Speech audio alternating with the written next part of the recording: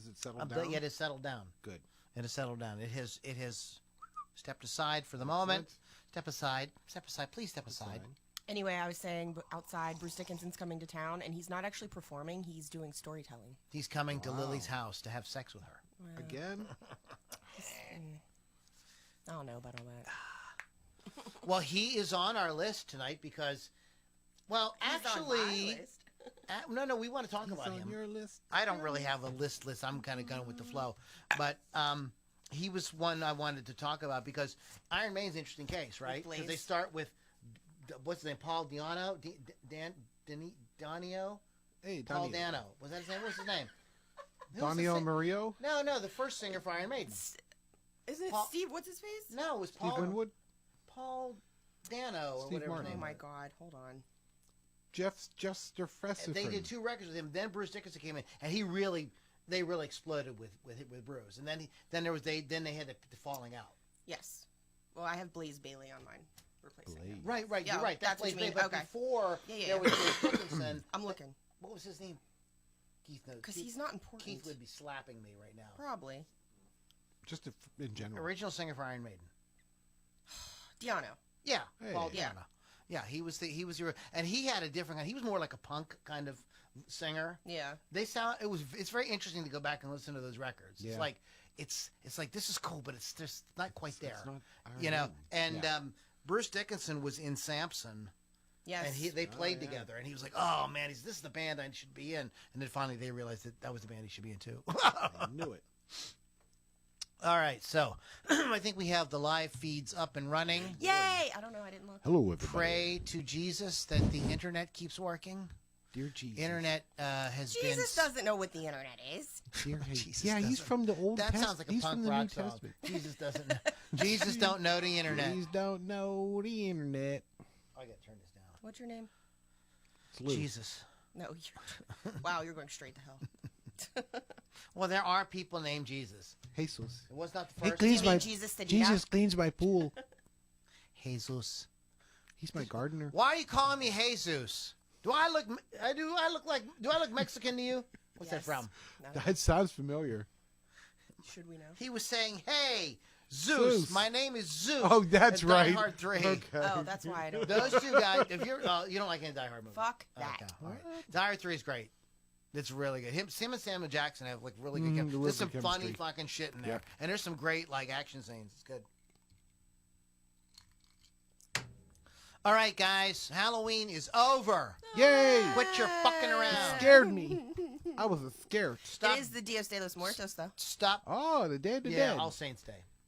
Well, yes. It's All Saints Day. That's why it's All Hallows Eve, which is the eve of All Saints Day. Devil's Night. Now, Devil's Night's the night before. 30th. Yes. was And at a I party. thought we were turning the clocks. thought So that I was for a all minute. whacked out. That happens next week. Yeah. Okay. That happened. I was like sitting and staring at the clock. It wouldn't Waiting. turn. I'm like, wow, Damn you. Spring forward, fall back. these accursed Fall down. clocks. We So turned down Rock the Rage clock. Radio live feed, Loudini, Lou Lombardi's Inner Circle, YouTube, and we're still messing around with Twitch. Not Twix. But if Twix would like to sponsor Twix. us, we would have no problem with that. No, not at all. So we are going to get into the show here in a second. We're just kind of making sure all the levels are correct. See, correct. I corrected them. I corrected them. My Wi-Fi isn't working. Your Wi-Fi. Play with us. Can we check your microphone and see if that is working? Yeah. Can we check that? Yeah. Yeah, very good. Yeah. Okay, so let's go ahead and get our notes in front of us because we're going to have a really good time tonight. We are going to be, just listen and you'll find out You'll what see. we're going to do. And, I'm not going to treat you guys like idiots and like fill you in on everything. You guys are smart. Rock and roll fans are smart and they'll figure it out. So, everybody good? How you guys feeling? Feeling okay? Feeling great. Okay, let's do it. I got my DJ voice on and I'm ready. Oh, boy. Nice. In 5, 4, 3. Okay. I know that Van Halen replaced David Lee Roth with Sammy Hagar, and they went on to have huge success with him.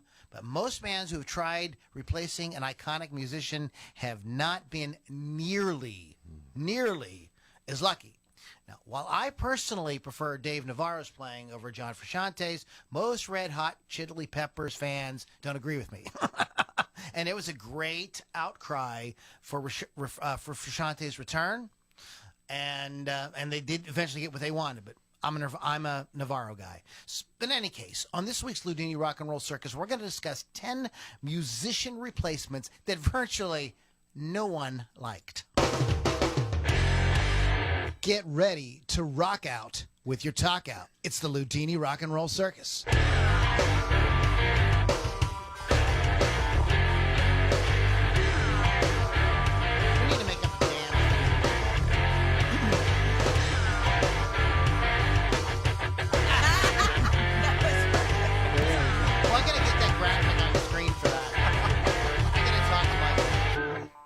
All right, moms and dads, boys and girls, children of all ages, welcome to the Loudini Rock and Roll Circus. My name is Lou Lombardi, but everybody, all my friends, all my fans, pretty much everybody that knows anything about anything calls me Loudini.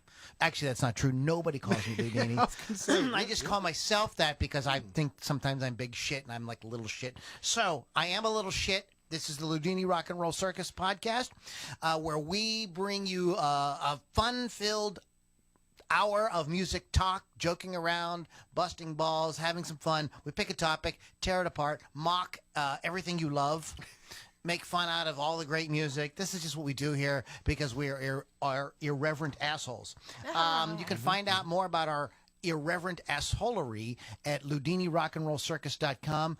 All kind of great stuff there. There's our YouTube archive, links to things like merchandise if you care about stuff like that, ways to get in on giveaways.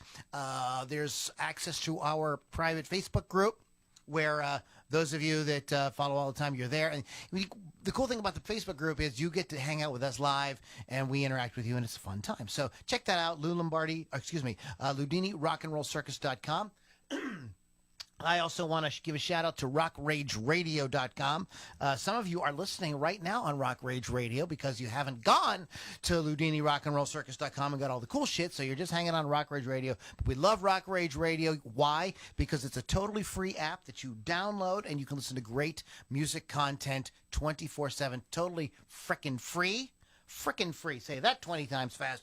And speaking of frickin' free, this is not free, but if you would like a custom paint job done on your musical instrument, custom artwork on your musical instrument, this is what wolfscustoms.online is all about. They do really amazing, magical transformations on your Stratocaster, your Telecaster, your Swinette, whatever you play, your lute. Oh, there you go. Your tambourine, Cowbell. Your cowbell, your kazoo, whatever you play. Even if you play something as mundane as the bass guitar, right? That's a joke. Sir? I'm just saying. Hope you're not offended. I'm just saying. But anyways, talk to Chris Thunderwolf Dodson at wolfscustoms.online. They do amazing work. We are, once again, the Power Trio. We are eagerly anticipating the return of Keith the Hawk Hawkins at some point. I know some people keep asking about him, Billy Altman and people like that. Thank you so much. We love Keith, and we want him back as soon as possible. There's just some scheduling things going on. We've got Lily V6. What's up? We have Lily V6 again. Again, what's up? Okay, that's a little better. We also have Pittsburgh Kevin. What's up, Pittsburgh Kevin? Hey, everybody. How you doing? Yeah, right. Great to hear from the whole group here. So we're going to have a good show tonight. We are talking about these replacements, of these iconic musicians. And sometimes, guys, right, you just can't. No. You just They shouldn't. just, you know what I mean? You got the guy in there. The whole vibe is right. And you try to throw another.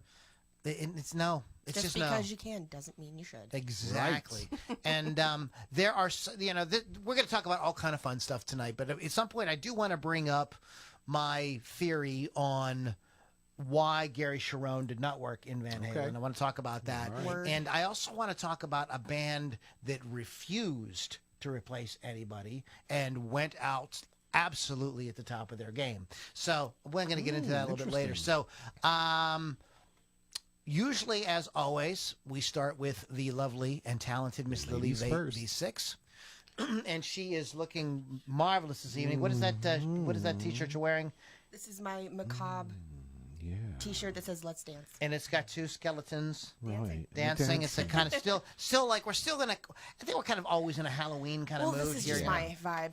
And I am proudly wearing my Pittsburgh Guitars T-shirt. Yay! Pittsburgh Guitars. We got to hang out with those guys for a few minutes at the Pittsburgh Guitar Show a couple weeks ago, and it was great to see them representing. And I Yeah. bought the strings. I Yay! haven't Yes. yet to put on my guitar yet, but okay. So let's start with Lily V6, and There's no order, by the way, guys. This is just a freewheeling conversation.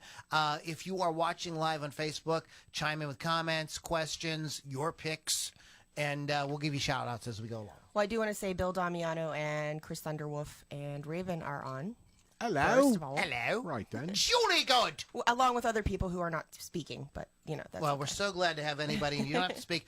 I find out about people that listen to this podcast all the time that I didn't know that listen. They don't chime in on stuff. They're just They're listening. just here. It's just in their playlist with the other podcasts that they like to listen to.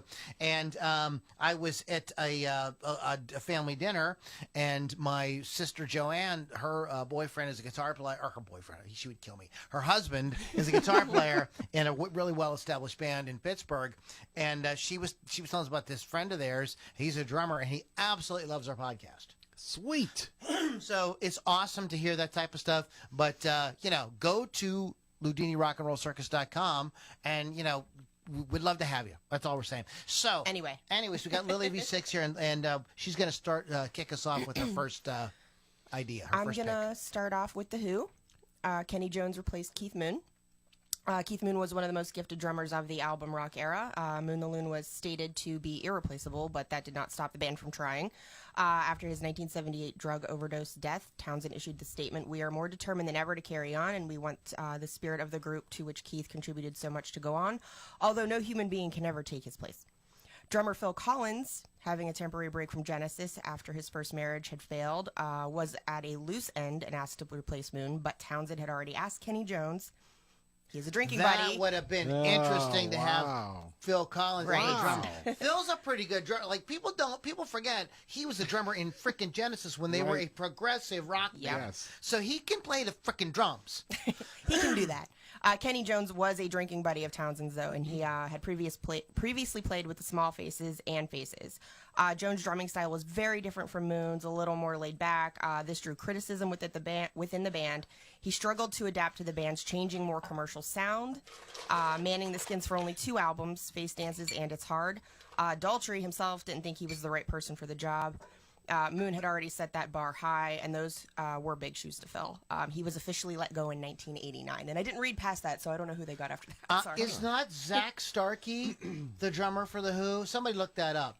Somebody look who the current drummer is for The Who. I think it's Zach Starkey. I saw you Okay.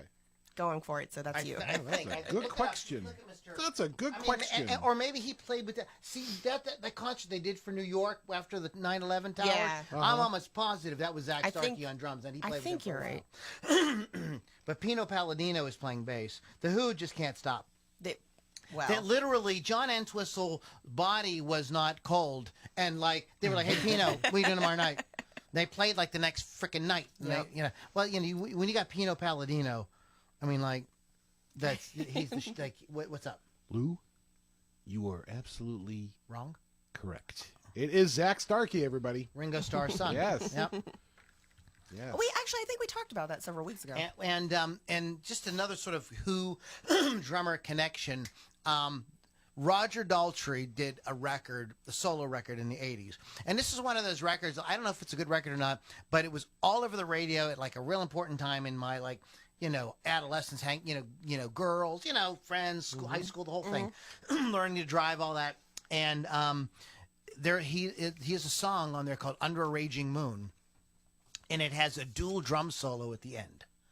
Oh, wow. And it is Zach Starkey and Jason Bonham trading off. Really? And if I you didn't have not even know. listened to it in a long time, go listen to the full version. Check that The out. DVE used to play the full version, and they would. And the music is playing. They're playing over chord changes. It's not just them playing, but it is very, very, very cool. And future Zach ended up being the drummer for the Who. What I wanted to kind of throw out there, since you brought this up like immediately, this is your first pick. It's good. Very good.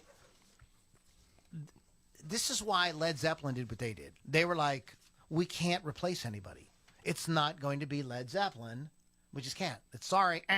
And they quit like right at the peak, man. They were really on top. They'd only been a band for 10 years. And, every album was, so there's better and worse Led Zeppelin albums by a lot of people's opinions, but really every album is really great, all very, very listenable. And of course, Led Zeppelin, so they just stopped. They just were not going to do that. And if you think about it, like, there is no replacing Keith Moon. I mean, nothing against Zach Starkey, but come on, dude. That guy was such a huge part of that band's personality. He had a charisma as a drummer. Yeah. Which is a thing. Yeah, well, that's the thing. That's the thing. People don't realize, too. Like, I think bands don't realize. Maybe they're too close to it or something.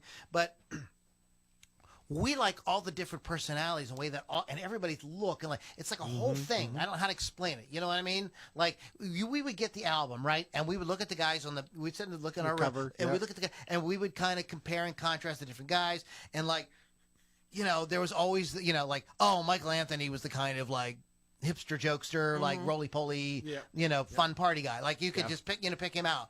And there was always, Bunny Carlos, you know what I mean? Like, stands completely, the dad. So you got the members of the band, their personalities, their looks and everything became part of the whole band experience. It was the whole package. Yeah. And so when you start fucking around with the lineups, fans aren't going to like that. This is something like, I heard, Rick Beato talk about one of the reasons why jazz struggles so bad is because nobody keeps a band together. Jazz musicians are so got to make money, and you have to. I get it; it's hard to make money in the music business, but they'll just whoever's paying the best, they'll go on tour with the next person, and nobody ever has the same band twice and stuff like that. So you can't. It's hard for people to connect, and that is something where rock bands fuck up when they do shit like this because it makes it a lot harder to connect. You guys just don't get it. They're taking the characters away they're taking from the story. You're right. Taking the characters out of the story. Or imagine the cast of your favorite television show. When they change. Yeah. Right. So the A-Team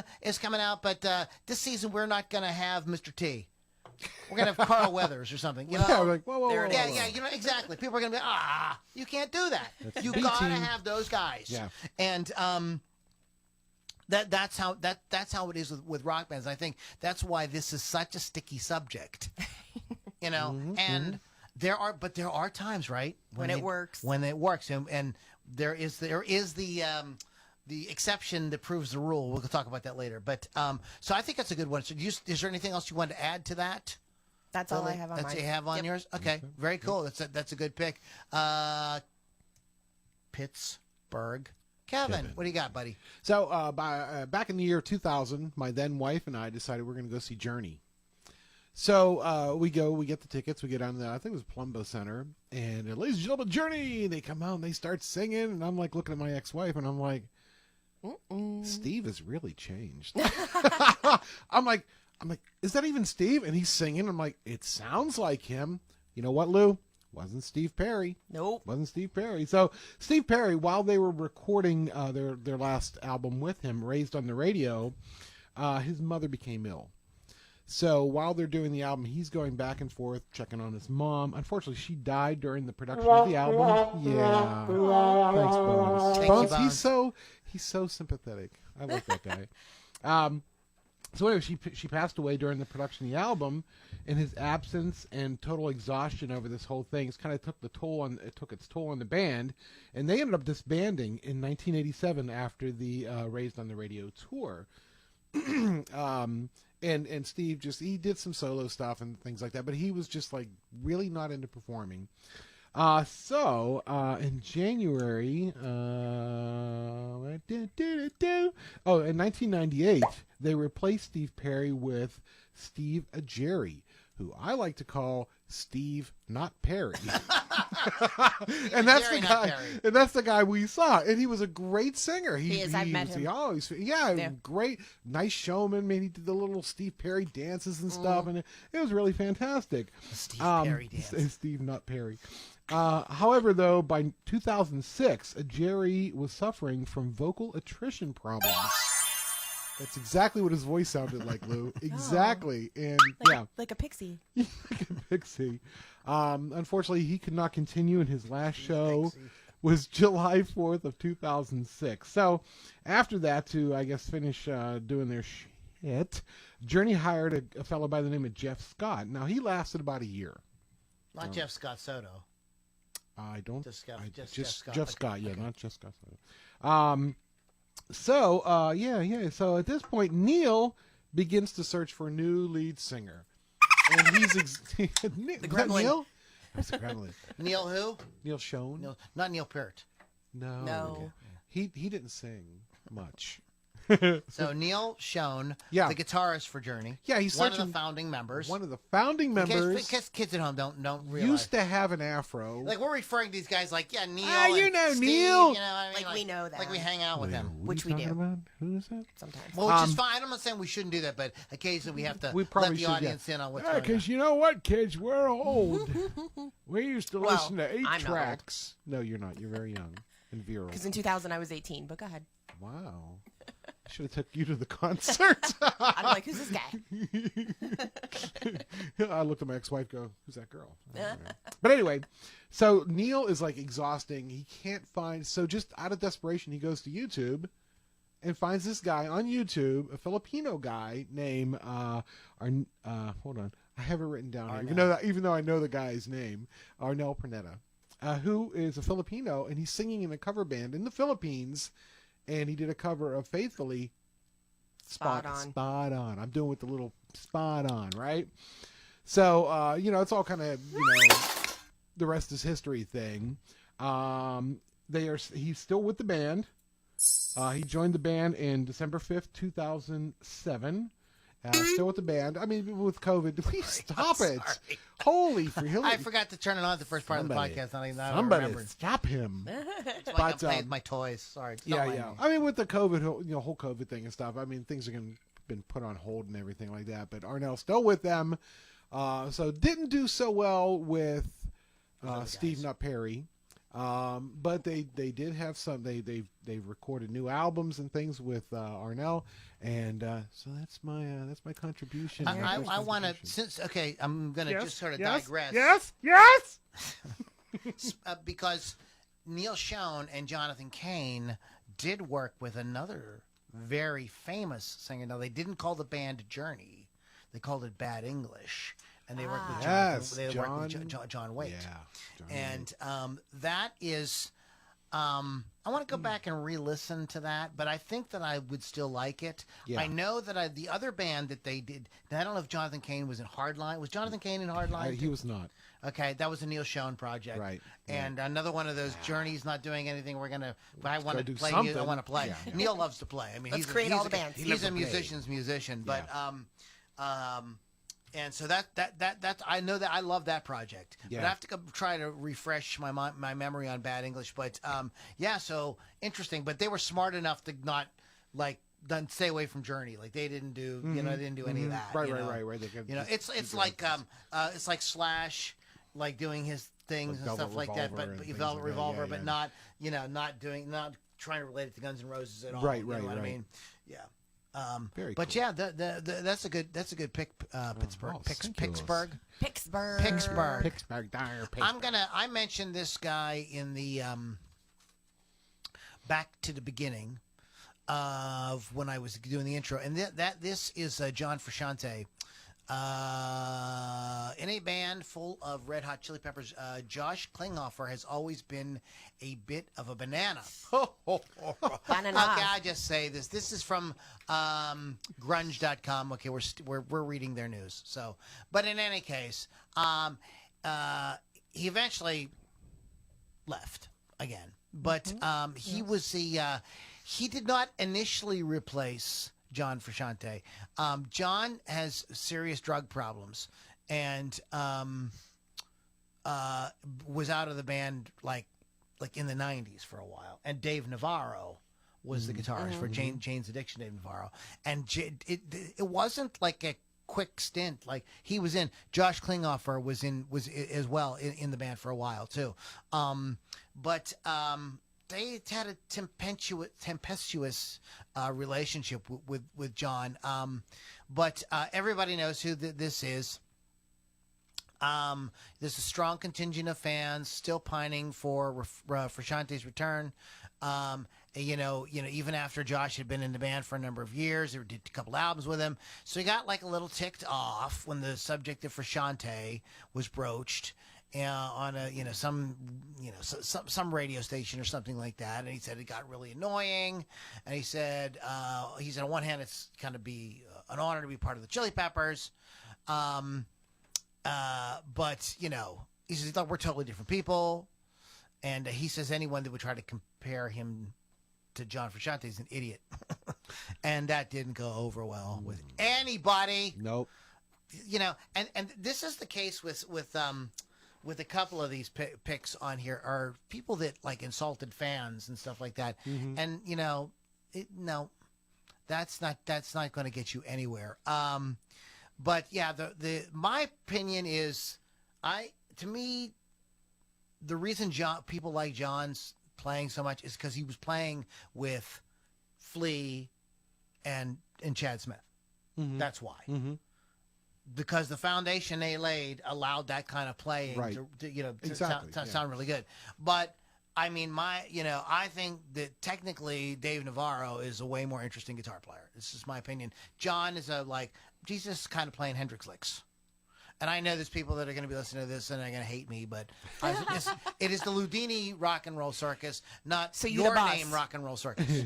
Okay? So you start your own podcast, you can say whatever you like. And I'm not saying that John sucked or anything like that. It's just a personal opinion. It's just what I like.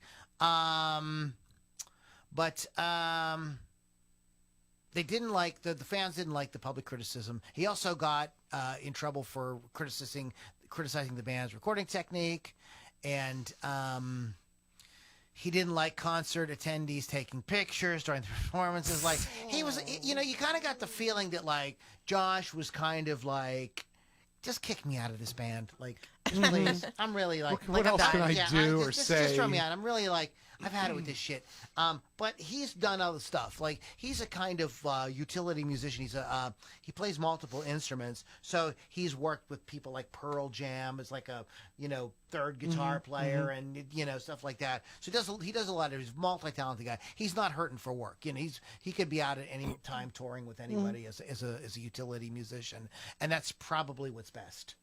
He just may not like the spotlight either. Right. Like a lot of these guys that play in the studio and are support musicians, they kind of like enjoy playing and stuff like that, but they're kind of happy to not be the guy who can't like walk to his hotel room. Exactly. You know what I mean? They don't really need any of that. They're okay with the rest of it. They're like, and I think that might be part of what's going on with Josh. Like, and I think he's probably happier just kind of being a supporting guy and like just getting to play the guitar, in front of a lot of people. So anyways, that's my, pick for this round. 2 cents? That's my 2 cents. There you go.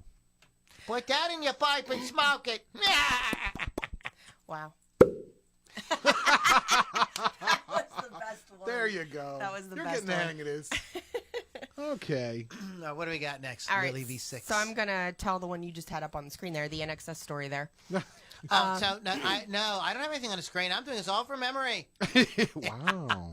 You already told people you weren't doing that. I'm being a silly boy. Anyway, for people who don't know who NXS is, I have a little backstory on it. Please, because this is a band that we don't really talk too much about. And we don't. They don't get enough love. Yeah, great fucking band. Yes, Australian rock band formed as the Ferris Brothers in 1977 in Sydney, New South Wales. For 20 years, NXS was fronted by Michael Hutchence, whose magnetic stage presence made him the focal point of the band. He was fantastic. He was like the next Jim Morrison. I've never seen them live. Well, I'll tell you my story after. Okay. Go ahead. And I'm jealous if you've even seen them live, so I'm going to punch you after this.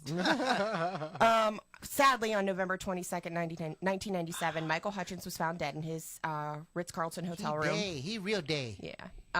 He was he ruled Hutchins, the coroner ruled Hutchins' death as a suicide while depressed and under the influence of drugs and alcohol. Yes, it was very sad.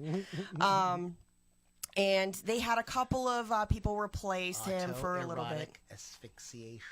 He was depressed because his daughter was. It was autoerotic asphyxiation. I don't care. Just like Kung Fu died. That's how he Kung died. Fu. That's how he died. He Yes. did autoerotic. No, listen. It was an accident. They were checking their belt, and if you have it around your waist, you could barely see it. So you put it up around your neck so you can see if it's. And then one thing led to another. Anyway, they did a few one-off performances with different guest singers until 2000, and then made John Stevens the official lead singer for 3 years. Stevens left the band in October 2003 to pursue a solo career, as those musicians do. He just did his contract obligation. He did like one song called "I Get Up." Here comes the annoying part of the story.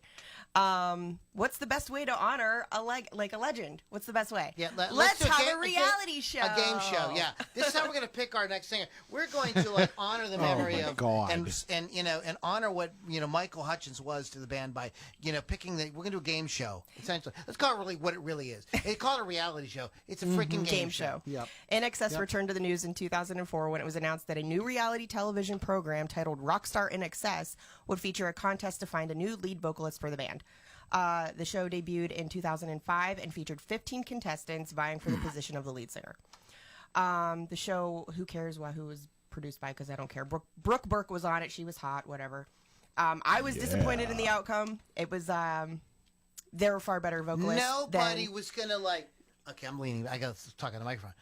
Nobody was going to fill his freaking shoes. No. This is a band that should have been we had a great run, and it's a shitty thing that happened. Right. That we're all going to go. The Ferris brothers go and do a different project. Right. In 2000, and you could still you wrote those songs. You could still play them if you want to. Right. Nobody can stop you from playing your own songs, but just do something different. I'm sorry, go ahead. September 20th, 2005. No, I'm just kidding. J.D. Fortune won the 11-week competition, which J.D. Fortune culminated in his singing the Rolling Stones' "You Can't Always Get What You Want" and "INXS What You Need." During the finale to become the new lead singer of INXS, J.D. Fortune went from homeless to superstar in several weeks. He was an adequate replacement at best, and I'm being nice about that. He started getting way too deep into cocaine, as the brand new rock stars like to do, and all the rock stars like to do, but he was brand new at it, and he had money out the wazoo at this point for the first time ever. After the 23-month tour, the band let him know that his services would no longer be required. She does cocaine. Gave him a handshake and ditched him at an airport in Hong Kong. He left the same way he started, homeless and broke, and now a new drug addiction. Nice. To keep him company. Congratulations. J.D. Fortune, thank you for ruining J.D. INXS. Fortune. That's not a real name. That's his name should be J.D. Misfortune. J.D. Dumbass. J.D. Dumbass. J.D. Fuck Up. So they ruined INXS J.D. Fuck forever. Oh my God, that was I come from a long line of fuck ups. What's today's fuck up going to be, J.D.? Well, Grandpa, I think it's going to be a side of INXS with extra help and the cocaine just dribbled all over the top of it. yes, sir. Fuck the INXS. Just give me the cocaine. INXS. That man, if you've never seen them live, you may go, well, they could have replaced. No. He was Michael Hutchins was right up there with the great frontman. It's really unfucking fortunate because he was Bono, Jim Morrison, a bunch of them, all wrapped up in one. He's a beautiful man. Yeah, he was very good, very attractive man. And he could get the crowd eating out of the palm of his hand, without being, cheesy, or whatever. He was just absolutely wonderful. I saw INXS live on the Listen Like Thieves tour. So this was when What You Need was that was a big single, and the song "Listen Like Thieves" is a great song. Actually, the whole record is really good. But it was before they had the "Need You Tonight" and those really big pop hits, and it was at the Syria Mosque. Wow, remember that? Yeah, and it wasn't even a big arena show. Stop it. Against Pittsburghers, you remember that? And they sounded and looked amazing. And but there was something very hilarious that happened at the show. Yeah. So, and I know I've told you guys this story before. I'll tell it to the audience. That'd be nice of you. So I don't know what song they're doing. But Michael Hutchence all of a sudden has vanished. He's on Where'd the. he go? I'm sitting there, so I'm looking at so he's on my. So I guess the stage left, my stage right, and he's over kind of on that side of the stage, and then I don't know what happened. There was a guitar solo, something, and it caught my attention for a second. I looked back, and he was gone. He had just vanished. And then so the members of the band are playing the song, and you can tell they're vamping. They don't know what to do, and they're all looking at each other like, what do we do what's now? happening? And then all of a sudden, something caught my attention off the corner of my eye on the left side. I looked over, and there is this figure crawling, fighting to get back on the stage, like on the opposite side of the. Lord. And his shirt's all ripped. He's missing a shoe. I wasn't His hair's disheveled. He had He's his all belt around jacked his up. neck. Yeah. Oh, it was terrible. Yeah, he had a belt around his neck. He had a belt around his neck. I mean, he was jacked up. Oh, Lord. And he got up onto the stage, and he had made the band stop. And he He's like, said to "Hold everybody, on he says, now." "Look," he says, we all try. You need to calm down. He said, we're all having a good time, but just calm down. Just let's relax a little Simmer bit. down, everybody. And then they did whatever. That's all he said, and they did the next song. And he played the rest of the show like that. Of course, he was Michael Hutchence. He was a beautiful man, sexy as fuck, even with one fucking shoe running around on stage. Sounded great. Just carried on, and I just felt like I was privileged to like a really fun rock and roll moment. Yeah, you know what I mean? whatever. It was kind of like a Spinal Tap moment. Yeah, that they had, exactly. you know You what got I to mean? witness it live. Yeah, and it was just a so awesome thing. That was a great memory. So I love that man just because he gave me that amazing memory. That's very cool. But he sounded great, played great. It was a great band. Do you remember like after that first what was it, Rockstar? Was that the name of the Rockstar in Excess. Yes. There were rumors the next one was going to be Rockstar Van Halen. Do you remember that? I remember that. I so remember, glad that and came I'm out. like, I will watch that. It could be funny. It would have been. It would It have would been. have been. Oh yeah, because those guys had such a great sense of humor. Oh, or Eddie just would have been drunk and an asshole. It would have been even better. It's like Eddie was like a drunk asshole Yeah. the whole time and Yeah. telling people to go Yeah. fuck themselves and stuff. Maybe they did film it and Sammy won, and we just didn't know. It could have been. You never Because know. ended up back with Sammy Hagar again. Well, all right then.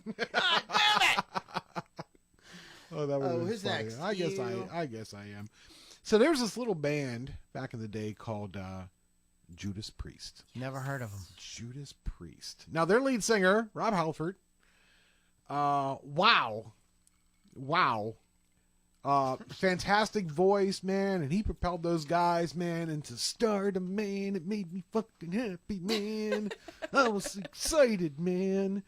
However, according to Rob, there was miscommunication. Rob, you hemorrhoid. Oh Lord. Oh boy. We'll tell you that story later. But anyway, I couldn't resist. but Rob leaves the band. He leaves the band. No. So yeah. So this almost sounds like a movie. Listen to this.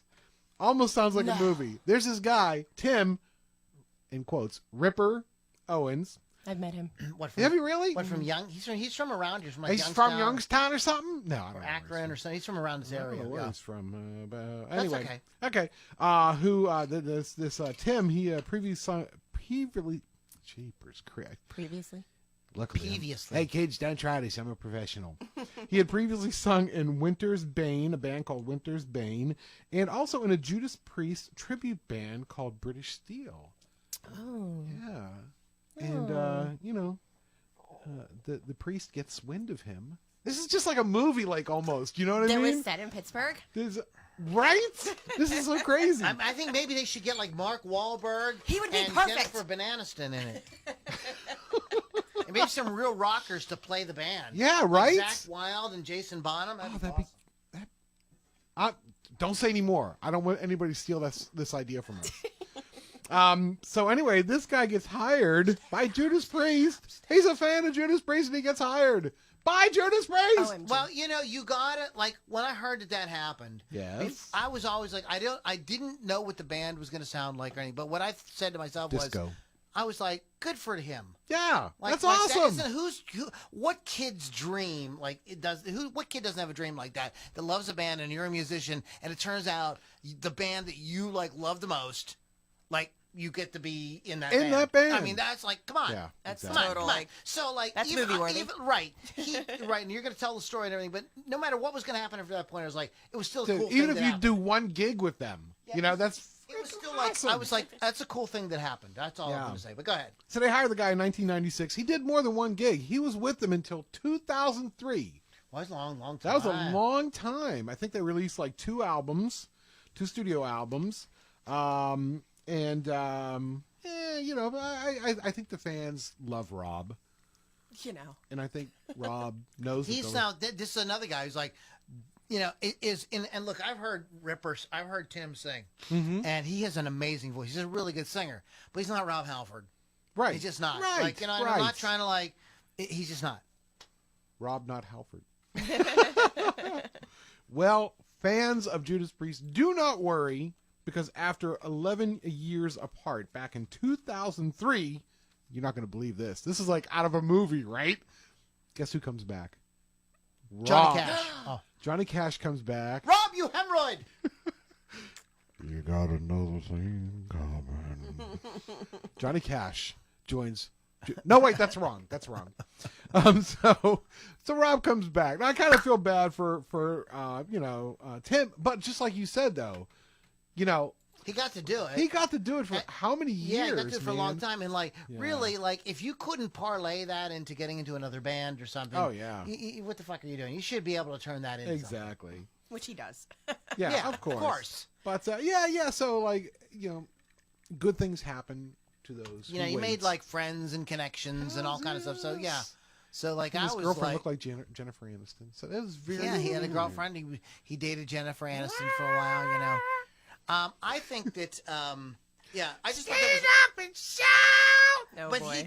he was in the band for, this wasn't somebody who was like our friend Mitch Malloy, who, like, poor guy, you know what I mean? Like, was in Van Halen for like 20 minutes. 20 you know, minutes. something like that. Yeah. Um, Mitch. And, but Mitch is great. Where I'm just kidding. Mitch did me the honor of being on the podcast. He was a great dude. That's cool. But, this would, like, they did something with him for a while. They put out some albums. Yeah, and, exactly. what I want to add to the story is Rob Halford started his own band during this era that I fucking love. It was called Fight.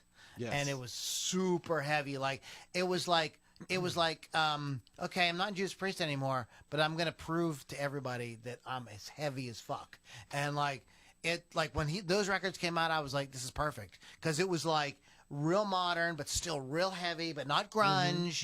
You know what I mean? It was like, did you ever hear those records? Yeah. They're very good. It's very, very cool that he was so, like, we were like, because we didn't know what he was going to do. Is it going to sound like a throwback? Is he going to go, is he going to do an acoustic? Because, like, a lot of older rockers were kind of, like, mellowing and stuff. Right. No. Nope, absolutely not. And it was, I got he something for you. kept that band going for a while. So that was a cool thing that happened. Like, and so I always looked at situations like, if Ripper had stepped in, we never would have had Fight and would have had all that really cool music too. And he got back together anyways. So it's like happy Win-win. ending. Yeah. Win. It's all good stuff. It's all good stuff. Speaking of heavy rock, and Yes. this is a tough one because this is arguably maybe my second favorite band. Led Zeppelin is probably my favorite, but my second favorite band is probably Black Sabbath. Really? I didn't even know. And this is, I hate to talk smack on my boys, but they did a record, and you would think, if I'm going to say this record, and I'm going to say the singer they got, and you would think It would work. sounds like this would work. And we're going to talk. So we touched on Van Halen. I think that's going to come up again later. Yep. It's the same situation. This should work. So Ozzy's not in the band. How about Ian Gillan from Deep Purple? Like, Brilliant! brilliant, absolutely brilliant. How'd that work out? Well, you know what? I'm going to ask Bones Magoo. How did that work out? Exactly. That's how that worked out.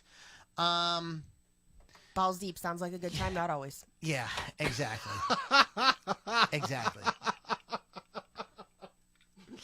Wow. You heard it here first. So, Bang goes the nitro. So Gillan came on board for the band's '83 release, Born Again. And this was, an experiment in clashing styles that made headbangers bang their heads against their stereos. Not even Gillan's soaring voice could hide his corny lyrics.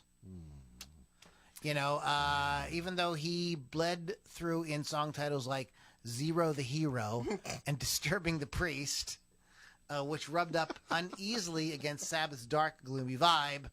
The collaboration only lasted for that one album, after which Gillan returned to Deep Purple, thank God. And Sabbath fans were left wondering how anyone thought that pairing was a good idea. The answer should have been obvious, as guitarist Tony Iommi recounted in an interview years later. He invited Gillan to join the band after the two got drunk off their faces at an Oxford pub. I hate when So that Black happens. Sabbath can't even make a giant mistake without doing it in the most metal way possible. Oh, my God. Wow. Listen, I think that this record is interesting to listen to. It is, I don't know what they were thinking. I don't know who produced it off the top of my head, but it sounds very weird.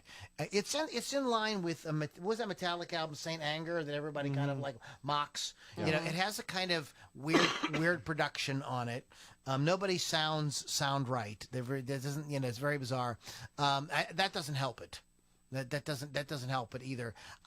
But it's not without some of its merits. And I think, like, if as a sort of time capsule of kind of like where their heads were at that time, it's kind of interesting to go back and listen to. It is by no means like great, but if you're a Sabbath fan, I think there's a couple things. There's some moments to like on that record if you haven't listened to it in a long time. So give it a listen. Born Again also had a kind of controversial title and album cover. When they kind of like demon in the title Born Again, and like kind of sort of their whole like sacrilegious thing going on there, which in 1983 was really like, that was a way to push people's buttons for sure. Scary. So yeah, Ian Gillan stepping in Black Sabbath just didn't work out, guys. Sorry. So let's see where we are on time. Oh, wow, look at us. It just flew right by. Kicking ass. We're having a good time. So we don't have time to do too many more. So we're going to go around the room one more time. Round robin. And I want to give a shout out to wolfscustoms.online, custom paint jobs and artwork on your musical instruments, rockrageradio.com. Download the app. And please visit Loudini Rock and Roll Circus.com. There's a lot of cool stuff there. Access to live versions of the podcast where we can take questions and comments and things like that, as well as our video archive and tons of stuff. Loudini Rock and Roll Circus.com. Speaking of that, I know we're still short on time, but we should. Are there anybody we need to shout out to on our Facebook thing going on? Still Bill Damiano and Chris Thunderwolf. We also have Michael Goltz and Tracy Sampson watching. Tim Johnson. Tim! Confirmed he is from Akron. Hey, look at that. That's what I thought. Ain't that something? And John Steichen. I'm sorry if I messed your name up. Welcome, John. Welcome. I don't know if your first time you've hung you out think with us live. his first name is Joan? No, Did you the say- last Oh, name. the last name you messed up. All right. Hi, John. Just messing with you, John. Tim is my rival son's brother.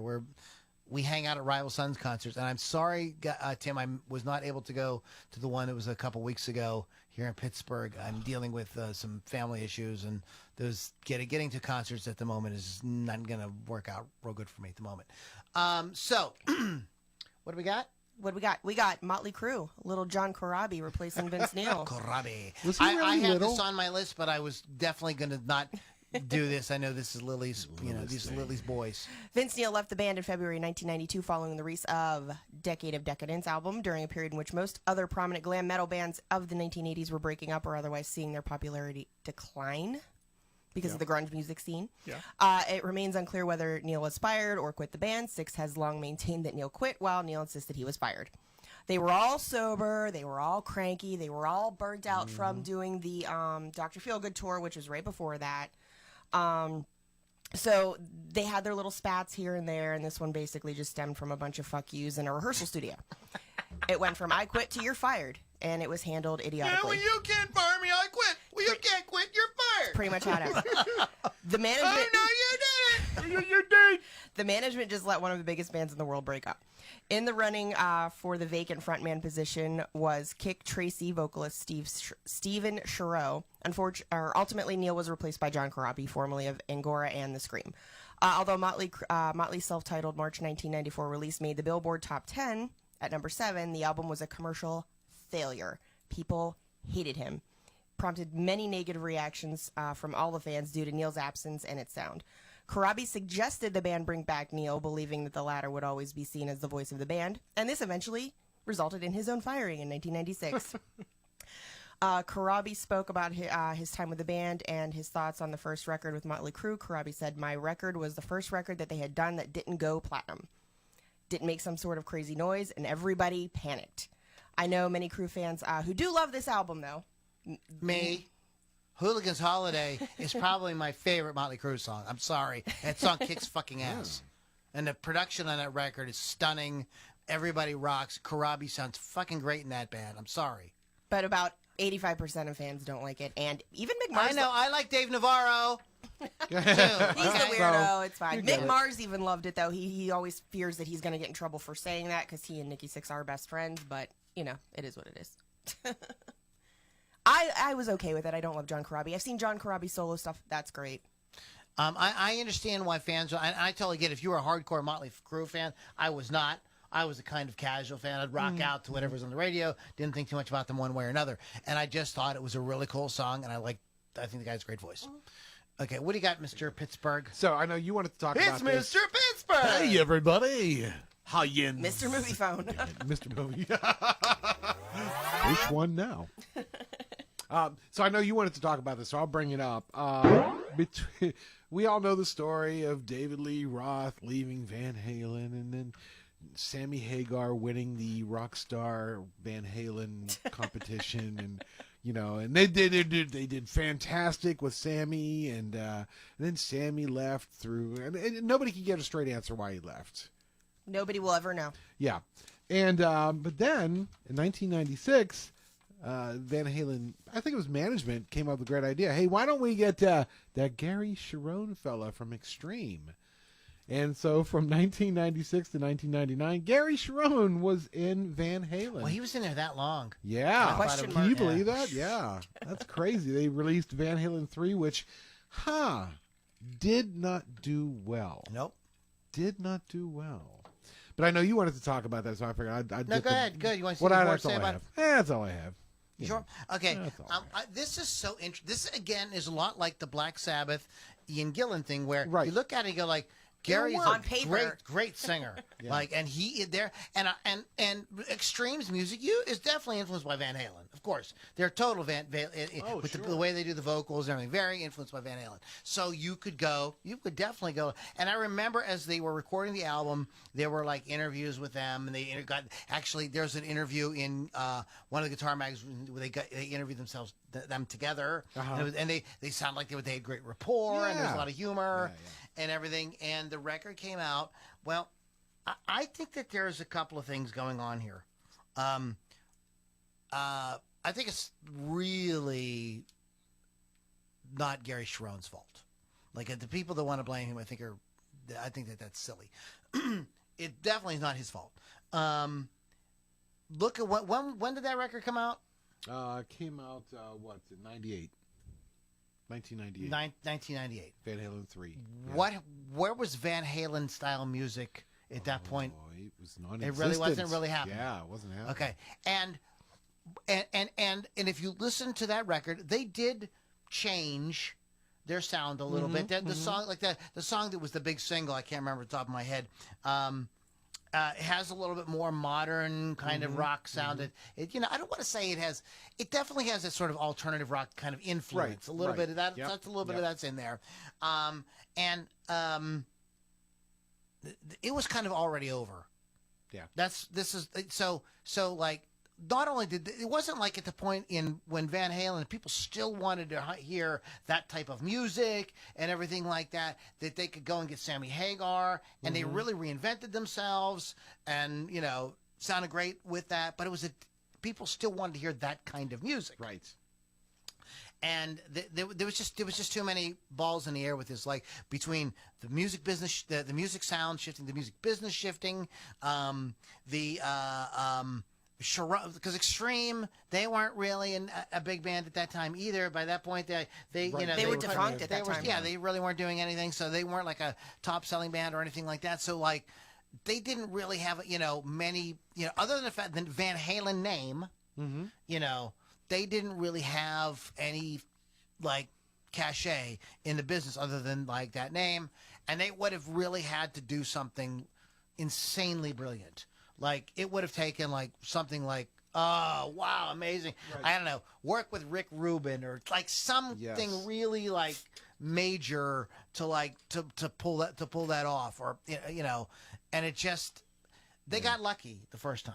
They got really fucking lucky because like usually, as we've been talking, if you guys seen this evening, kids, that this doesn't work. No. You try to do this and it just does not work for the most part. We're not talking about, by the way, bands that like started out, with somebody different and then they got somebody and they became iconic. Like we're talking about replacing the iconic people. Right. So yes, Paul Di'Anno sang on the first couple of Iron Maiden albums, but we all know it's Bruce Dickinson. Like that's not, so we're not talking about those type of situations. We're talking about these situations where the band is, mega, they've big records out, and then all of a sudden you try to pull a bait and switch on the fans, and it just doesn't work out. But I think blaming Gary Cherone is a little. It is a more than, it's not one thing. It was multiple things. Yeah, It just and again, and I would argue too, just like I said about about the Black Sabbath album, that this record has a weird sound. It doesn't. A lot of people said the vocals sounded kind of buried. A lot of people said it just sounds like Eddie's guitar and everybody else in the background. There's kind of that going on. Yeah. So, so I think there's more things going on. Trying too hard. Yeah. So I would definitely say that. I would like to get, before we on the last one here, I would like to wrap up with this thing, and I would like to get your opinion on this, because I think that there's some people that think that this. We could also talk about Wolfgang Van Halen then, and them doing that, and a lot of people were very upset that Michael Anthony wasn't in the band. But there's some with Fleetwood Mac replacing, getting the guy from not Crowded, Crowded House, and Mike Campbell to so it was funny. Every time they try to replace Lindsey Buckingham, they have to get two guitar players. Yeah, exactly. They can never do it with one guitar player. That's I got to tell you. Ever. But and then there's some flap about Axl playing with AC/DC. Let me just clarify this. I don't think that this counts. No, it was just for one tour. Yeah, he was filling in because they had these shows booked. Brian could not perform. He was just helping out. Yeah. I don't think they ever intended to like record an album with him or right. He wouldn't have done it anyway. He was just he was a like hired gun. He was kind of a hired gun, and what an honor to get asked to sing for AC/DC. Like who would like turn it down? So I think that grunge has this on their list, and I just kind of don't think that nobody was ever thinking he was going to replace Brian Johnson. Exactly. They, at all costs, they wanted to work with him again. So this is the one I want to talk about. I'm ready for this. And this is the Alice in Chains thing. Because I've seen this. Okay. Live. So they spent the first half of the 90s as one of Seattle's biggest grunge bands. No Excuses, Rooster, Wood. They had these giant songs. Singer Lane Staley. Like, again, he's like an iconic singer. Like, hard guy to replace, not just because of his voice, but just because of the whole vibe of the band. He overdosed. As rock stars do. Okay. So he just had a lot of problems, and he passed away. So guitarist Jerry Cantrell embarked on a solo career for a while, and Alice in Chains decided they were going to try to reunite at some point. Okay, so come the fall is the band. William Duvall was a singer, and so they had picked him to replace Staley. He had to audition though, and he beat out better-known candidates such as Vin Dombrowski of Sponge. Oh, okay. Oh, wow. And Scott Weiland. Okay. Now, Scott Wow. Weiland, you could have heard Scott Weiland Yeah. singing for them, of course. But Scott was in the same shape as Lane, except he wasn't Exactly. dead yet. Yeah. He was hanging there. He was still alive, but he wasn't in good shape. So those would have been interesting versions.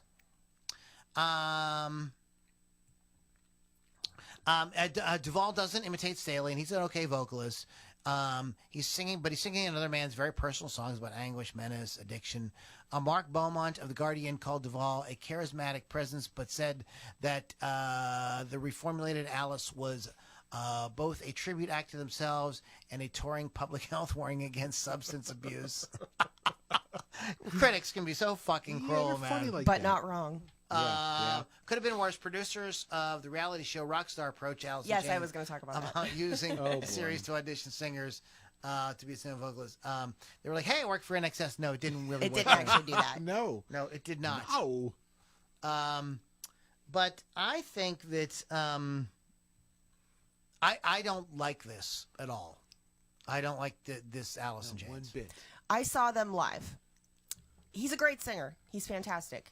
However, the critics are not wrong. It is a tribute band now. It is not an original band. He, like I said, his voice is fantastic, but whatever this says is wrong.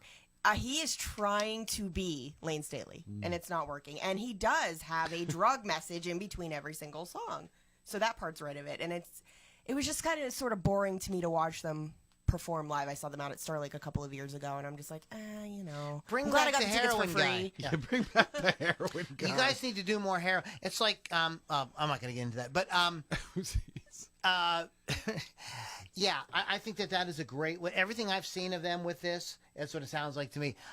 I don't know. Like, I'm not Jerry Cantrell. He's like, I mean, these guys are legendary, but I would think a better approach. Now, you got to understand, there are massive pressures on you because you have this Right. huge band with these huge songs, and like And you people wanna, still want to hear them. they still want to hear them, and you want to still be relevant somehow. Like so I think that this is a kind of like mediocre thing to do. Like I think something now this would have been daring, and maybe it never would have been successful. But I think something better to have done would have been to get somebody who sounded nothing like Lane Staley, totally mix it up, do something completely like crazy. Maybe not even do Alice in Chains, but like get the three of them together. Like do. Here's a really good example. I keep coming back. It's like Velvet Revolver. Yeah. You know what I mean? Yeah. There's this guy, and when you saw them live, they did Guns N' Roses songs too.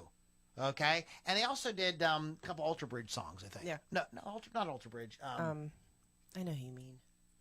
Well, they did STP STP, yeah. songs. I'm thinking of the other guy, Yes. Miles Kennedy. But they also did, so they were able to sort of cover that territory and make the fans happy. But because they didn't call it something that had a preconception to it, they were able to be really free to just make a totally original record. And that record, I like Fall to Pieces. Those are killer Yeah. songs. That's a good fucking record. You know, that's a band I was sorry to see go. I was like, oh, really? You're getting back with Guns N' Roses? Oh, bummer, man. Because, like, I would love to hear more Velvet Revolver. Yeah. I kind of feel like maybe the Alice in Chains should have taken the approach of maybe doing guest singers and doing an album. Like guest. Well, there you that's go. what Slash did that for a couple of albums until he settled on Miles Kennedy. So those records are very interesting, by the way, if you ever listen to that. But in any case, so you've been listening to Loudini Rock and Roll Circus.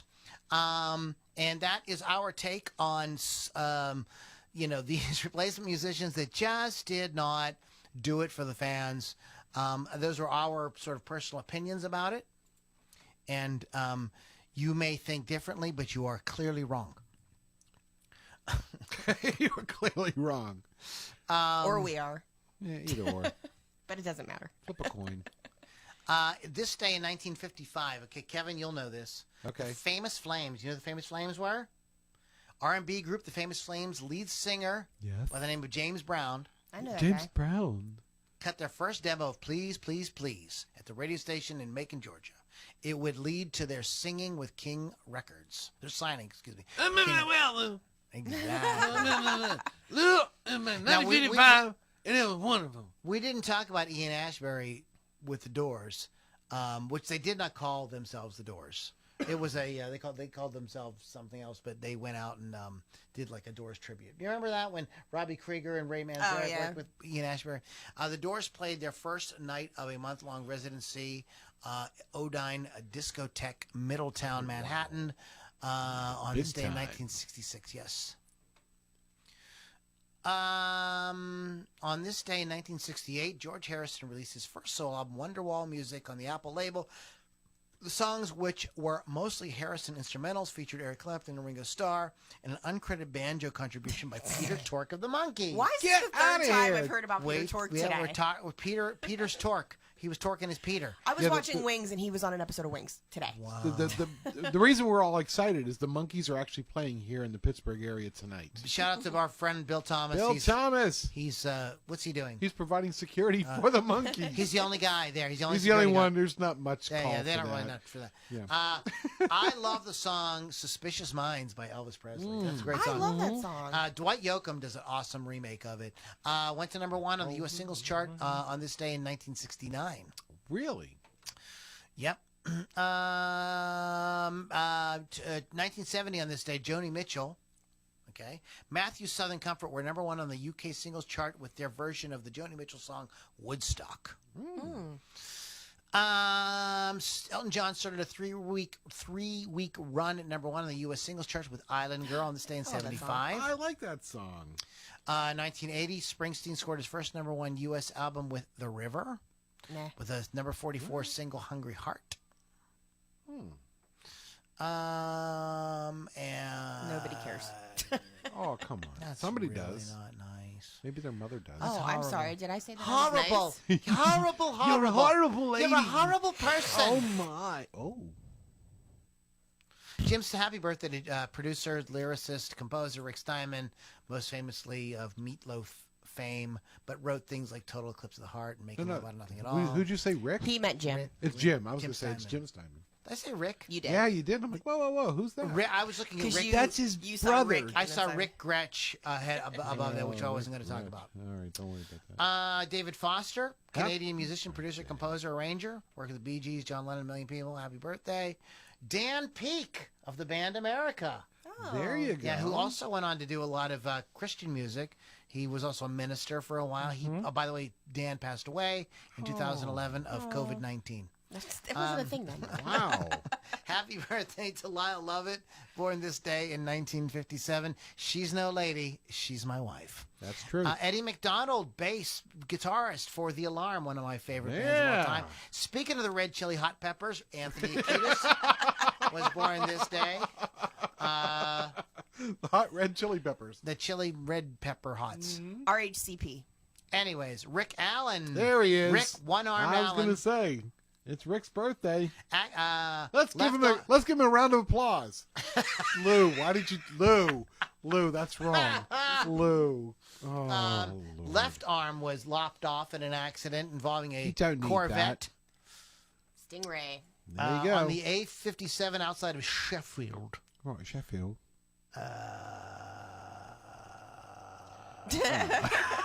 Okay. I think that might be it. Okay, now we're going to just call it a day. There you go. On that calling happy it. note, we're calling it. Woof. Hey guys, thanks for listening to the Loudini Rock and Roll Circus. Go to LoudiniRockandRollCircus.com. There's all kind of cool shit there, including our YouTube archive, access to our private Facebook group book. FB. Red Chili Hot Peppers. We call Red it FB. Pepper Hilly Shots. RHCP. RHCPP, tell them what it means. Anyways, Wolf's Cut's going to start online. Hi, Chris. And I've lost him. I just snorted. He's lost control of the I've podcast. lost control of the podcast. It is. And Keith isn't even here. I can't blame it on him now. Nope. Check those things out at rockrageradio.com. Speaking of rockrageradio.com, I worked that segue out. It took me a year, but I got it now. Yeah, you Speaking of got it. There you go. rockrageradio.com, You know. Oh, I have a show. Sorry. I thought there was more to your story there. I have a show on Thursdays, Hot Weeks with Lady 6, Thursdays, 6 p.m. Eastern Time. You can download the app for free or go to rockrageradio.com. Oh, it's magical. And that's my radio voice. Yeah. and Pittsburgh Kevin, have you anything to add to this hour of debauchery and just total nonsense. Chaos. Well, I didn't want to. I was waiting until the end to announce this, but I'm the new lead singer for Judas Priest. Awesome. Yeah. Are you gonna wear the leather? Wait, I have to wear leather? Yeah, it's kind of a Chaps. prerequisite. Assless chaps. And the hat. Or chapless asses. What is that even? That's if your ass has no chaps on it. Uh-huh. Your ass Mine's is chapless. smooth like a baby's bottom. Oh, All right, guys. Not Thank really. you so much. Next week we will be doing an album. So we're going to be talking albums next week. We're going to be talking about a classic album. We're going to do a sort of deep dive into it and have some fun with that, and make fun out of anything sacred because that's what we do. Because That's what we our do. way. Guys, have a great week, and we'll catch you all on the next Loudini Rock and Roll Circus. See ya.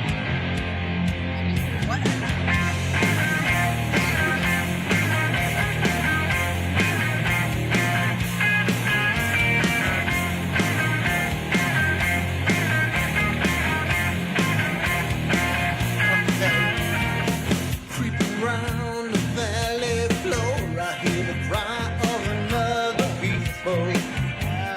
Take my hand and walk through this door. I'm gonna raise you up to the top of the stairs.